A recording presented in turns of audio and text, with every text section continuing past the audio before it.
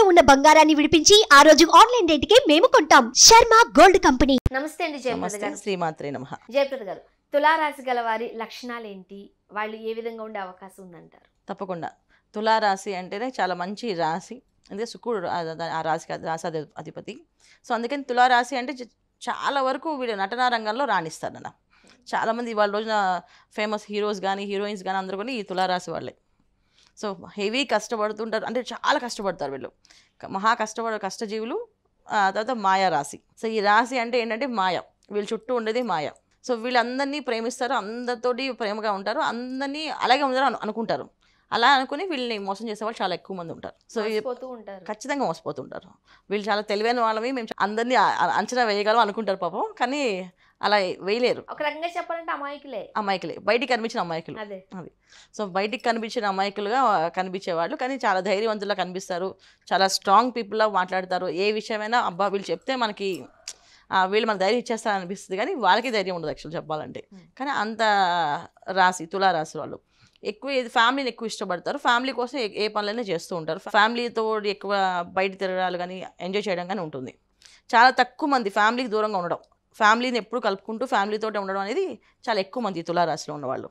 So వీళ్ళ లక్షణాలు కూడా ఏంటి అంటే, వీళ్ళ ఎడ్యుకేషన్లో కంటే కూడా ఎక్కువ రంగాల్లో రాణించే వాళ్ళు ఉన్నారు. ఓన్ ప్రొఫెషన్స్లో ఉన్నారు ఎక్కువ, అడ్వకేట్స్ కానీ డాక్టర్స్గా కానీ.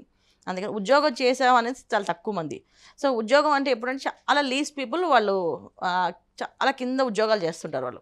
అంటే ఎడ్యుకేషన్లో వాళ్ళకి సరిగా రాకపోవడం, చదవకపోవడము, చాలా ఇబ్బంది పడడం వల్ల ఏంటంటే చాలా తక్కువ కింద క్యాడర్లో ఉంటారు. అది కూడా అప్పుడు కూడా వాళ్ళు ఏ రంగాల్లో పనిచేస్తారు, నటన రంగంలోనే పనిచేస్తుంటారు. సో అక్కడ కూడా కెమెరాలోని లైట్స్ మ్యాన్స్గా కూడా ఉంటారు వచ్చేసేవాళ్ళు ఈ రాశిలో వాళ్ళు.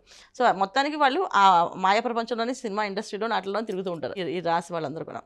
సో డెఫినెట్గా ఈ తులారాశి అనేది యాక్చువల్ చెప్పాలంటే ఈ రాశి గురించి మనకి పుస్తకాల పురాణాల్లో ఏముందంటే, చాలా న్యాయమైన వాళ్ళు, నిజాయితీ పరులు, నిజాయితీగా ఏ పనైనా చేస్తారు, ధర్మంగా బతుకుతారు, ధర్మంగా ఉండడానికి ఇష్టపడతారు అనేసి.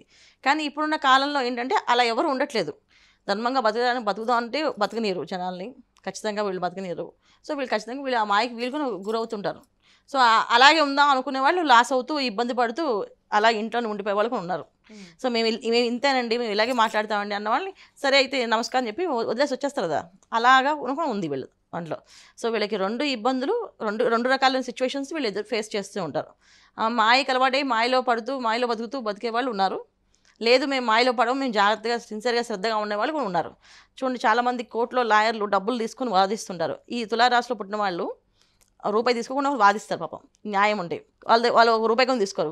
వీళ్ళకి ఇంకా రివర్స్లో వాళ్ళకి కావాల్సిన ఖర్చులు ఇచ్చిన వీళ్ళే టైప్ చేసి అన్ని పెట్టి కేసు గెలిచడానికి ఇష్టపడతారు.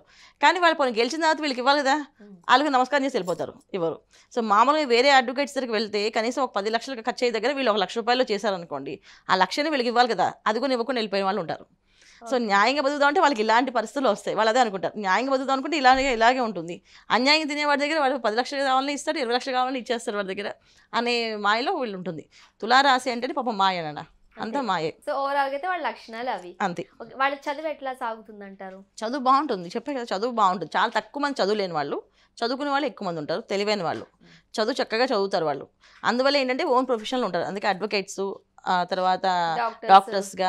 సో ఇవన్నీ ఎడ్యుకేషన్ బాగుంటేనే కదా అన్నీ వస్తాయి, లేకపోతే రారు, అంత ఈజీగా రాణించారు కదా. తర్వాత నటన రంగంలో రాణించాలంటే, సినిమా ఇండస్ట్రీలో ఒక యాక్టర్గా రావాలంటే ఎన్ని కష్టాలు పడాలి వాళ్ళు, పొద్దున్నే చాలా కష్టపడతారు కదా, 100% కష్టపడతారు వీళ్ళు. అందుకని బాగుంటుంది లైఫ్లో. వీళ్ళది రాంగ్ అని చెప్పడానికి ఏం లేదు, వీళ్ళన్నీ రైట్ పర్సన్సే. కాకపోతే వీళ్ళకి ఎదురే సిచ్యువేషన్స్ అన్నీ కూడా మాయ సిచ్యువేషన్స్ అంతే. దానిలో మాయలో పడి భ్రమలో పడి పాపం ఇబ్బంది పడుతూ ఉంటారు, అదే వీళ్ళ సిచ్యువేషన్స్. ఇప్పుడు తులారాశి గలవారు ఉద్యోగం చేస్తే మంచిదా, లేదు అని అంటే ఓన్ బిజినెసెస్ ఏమైనా పెట్టుకుంటే మంచిదా? దేనిలో రాణించగలుగుతారు? ఓన్ ప్రొఫెషన్స్ రాణిస్తారు వీళ్ళు. ఎందుకంటే వీళ్ళు ఉద్యోగం చేయలేరు. అక్కడ అబద్ధం చెప్పాలి అన్నప్పుడు వీళ్ళు మన మనసులో నలిగిపోతూ ఉంటారు. వీళ్ళు మోసం చేస్తున్నారు, వాళ్ళు మోసం చేస్తే తెలిసిపోతుంది ఇద్దరు వాళ్ళు చెప్పమన్నా, వీళ్ళు అబద్ధం చెప్పినట్టు తెలిసిపోతుంది మనకి, వీళ్ళు అబద్ధం చెప్తున్నారు అని చెప్పేసి. అంత ఎక్స్ప్రెషన్స్ వాళ్ళ బాడీలోకి తెలిసిపోతాయి అన్నమాట. సో డెఫినెట్గా వాళ్ళు ఓన్ ప్రొఫెషన్స్లోనే చదువుకోవాలి, చేసుకోవాలి. తప్పదన్నప్పుడు ఉద్యోగం చేసినప్పుడు ఇంకా ఆ మాయకి మనం కూడా బానిసవి చేసుకోవాలి. ఇప్పుడు వాళ్ళు ఎంత కష్టపడినా వాళ్ళ కష్టానికి తగ్గ ప్రతిఫలం అందుకోవట్లేదు కాబట్టి ఆర్థికంగా ఎలా ఉంటారు? చాలా సామాన్యమేనన్న. అంతే మీరు అన్నట్టు, మరి 1 లక్ష రూపాయలు ఇవ్వాల్సిన దగ్గర ₹1 కూడా ఇవ్వకపోతే కష్టమేగా. అలా ఉంటుంది.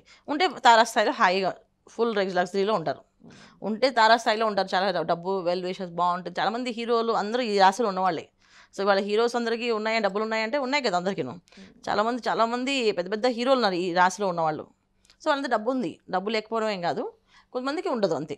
అందరికీ కాదు, వాళ్ళతో పోల్చుకోకుండా మనం మామూలు సామాన్యంగా చూసుకుంటే మాత్రం చాలా తక్కువ మంది బాగా కష్టపడి అదృష్టం బాగా కలిసి వస్తే వీళ్ళు బ్రహ్మాండంగా రాణించగలుగుతారు. వైవాహిక జీవితం ఎట్లా ఉంటుంది? బాగుంటుంది, వైవాహిక జీవితం బాగానే ఉంటుంది. ఎందుకంటే కుటుంబ సమస్యలు ఏమి ఉండవు వీళ్ళకి. ఎందుకంటే వీళ్ళకి వచ్చే భార్య భర్త అయినా, ఒకళ్ళ అమ్మాయి అయితే హస్బెండ్, అలాగే ఆ అబ్బాయి అయితే వైఫ్, ఇద్దరు కొన తెలివైన వాళ్ళు.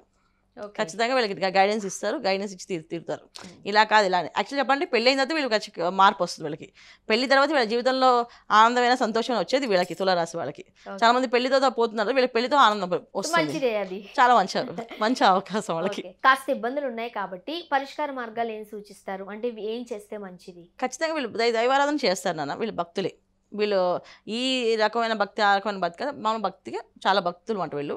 ఇంకా వీళ్ళు బాగా చేయాలి, ఇంకా బాగా సక్సెస్ కావాలని అంటే ఎవరైతే ఉద్యోగాలు చేసి స్థిరపడాలి, ఉద్యోగం కావాలి అనుకునే వాళ్ళు, ఉద్యోగంలో నిలబడాలి అనుకునే వాళ్ళు ఆంజనేయస్వామి ఉపాసన చేయాలి. సో హనుమంత్ ప్రదక్షిణాలు, ఆంజనేయస్వామి టెంపుల్ వెళ్ళడం, ప్రదక్షిణాలు చేయడము, ప్రతి మంగళవారం ఆయనకి క్రమం తప్పకుండా ఆకు పూజ చేయించడం, సింధూరం పెట్టుకోవడం, ఇది వీళ్ళకి మంచి లక్షణం. ఆకు పూజ చేయించాలి, సింధూరం పెట్టుకోవాలి. క్షేత్ర దర్శనం ఏం చేస్తే మంచిది? సో వీళ్ళు మామూలుగా క్షేత్ర దర్శనం అందరికీ మొత్తం వీళ్ళు తులారాశి వాళ్ళకి, నేను ఇప్పుడు అంటే తులారాశిలో ఉద్యోగం చేసుకున్న వాళ్ళకి ఆంజనేయస్వామి ప్రదక్షిణాలు చెప్తున్నాం.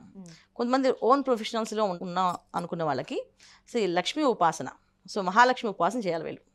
సో మహాలక్ష్మి అమ్మవారిని పూజ చేయడం కానీ, ఆవిడకి సాయంత్రం అంటే పొద్దున early morning 6 o'clock, evening 6 o'clock ఇలా పూజ చేయడం కానీ జరగడం వల్ల ఓన్ ప్రొఫెషనల్గా వీళ్ళకి ఒక మంచి పేరు, గుర్తింపు, డబ్బులు వస్తాయి. సో అలా చేసుకోవాలి.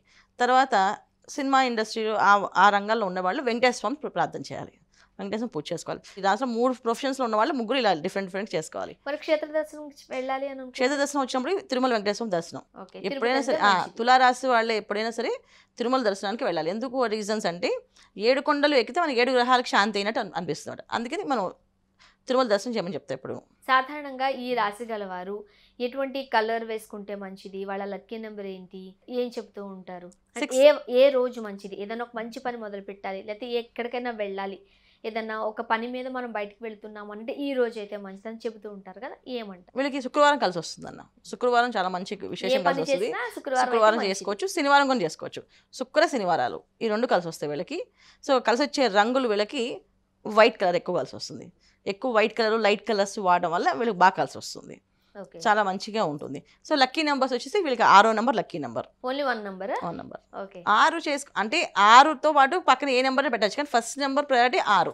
జయప్రద గారు, తులారాశి గలవారు లక్షణాలు ఎలా ఉంటాయి అండ్ వాళ్ళ పర్సనాలిటీ ఏంటి, వాళ్ళ లైఫ్ స్టైల్ ఎలా ఉంటే బాగుంటుంది, అలానే చక్కటి పరిష్కార మార్గాలు సూచించారు. ధన్యవాదాలు. నమస్కారం. శ్రీమాత్రే నమః.